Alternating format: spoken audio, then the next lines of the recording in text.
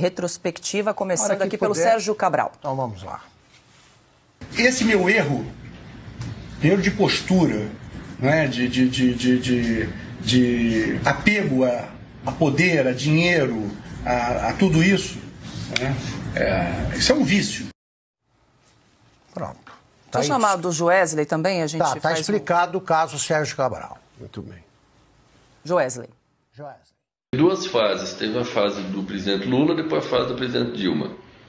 Na fase do presidente Lula, chegou acho que nos 80 milhões de dólares. Depois na Dilma chegou nos 70.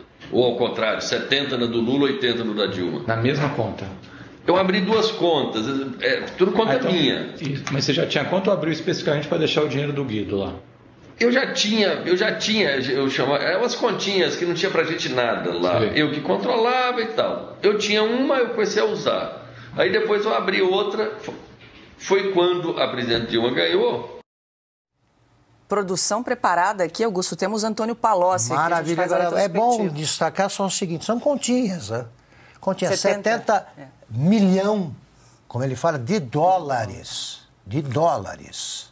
Mas é uma continha. A ladruagem operou nesse nível. Vamos lá.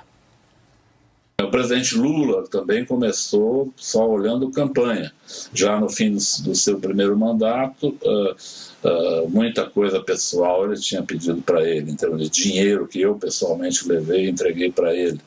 No fim do seu segundo mandato, aí ele preparou sua aposentadoria. Recebeu 300 milhões da Odebrecht numa conta corrente de disponibilidade, recebeu seu sítio, que foi feito, combinado para seu uso, o apartamento. É isso que a gente tem que fazer. A cada conversa fiada deles, a gente mostra declarações da própria quadrilha, de integrantes da quadrilha, dissidentes. Eles estão prontos, expliquem isso.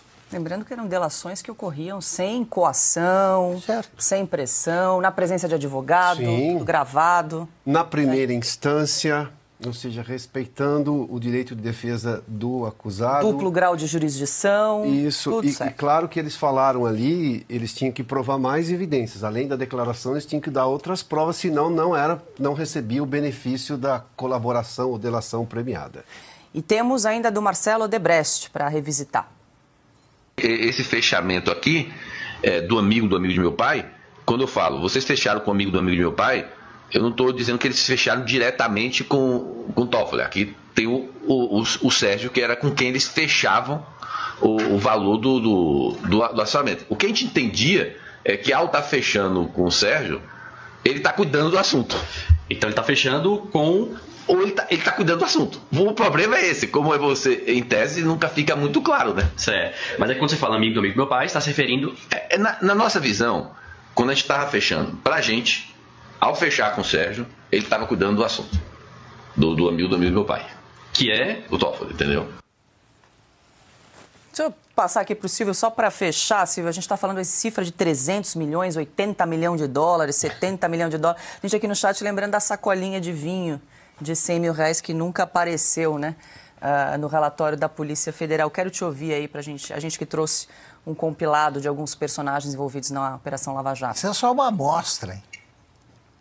Eu adoro acompanhar esses filmes, porque essa é a história real e não a história que a imprensa velha hoje tenta contar e não a história que o Supremo Tribunal Federal tenta contar. Não, essa é a história real, são réus confessos.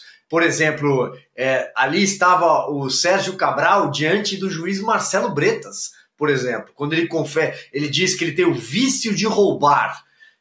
Marcelo Bretas hoje é um juiz afastado, foi punido, porque todos os juízes que trabalharam na Lava Jato, e no caso dele era uma ramificação no Rio de Janeiro, foram punidos. A figura do Antônio Palocci falando, não, porque já no final do segundo mandato, a ideia era assegurar a aposentadoria do Lula. E o Piotr traz um dado muito interessante, porque ele diz assim, olha, ele estava sendo ouvido em primeira instância. E o vídeo, se vocês pegarem ele novamente, vocês vão ver que é um vídeo da Procuradoria-Geral da República, mas um vídeo do Ministério Público. Então, havia a chancela do Ministério Público. Hoje, a gente assiste o inquérito 4781 que foi prorrogado, Paulo, que comentamos tanto ontem por mais 180 dias, que foi aberto de ofício sem a provocação do Ministério Público, ou seja, à margem da Constituição.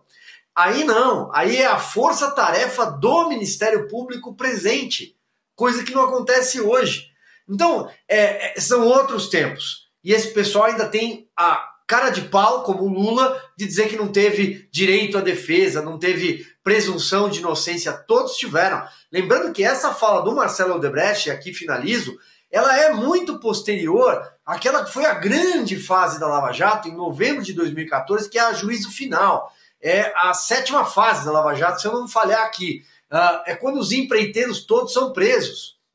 A Polícia Federal bate a porta deles, todos eles são presos, e Curitiba assiste, pela primeira vez na história, a um congestionamento de jatinhos, porque cada um foi com o seu próprio jatinho prestar depoimento, achando que ia voltar para casa.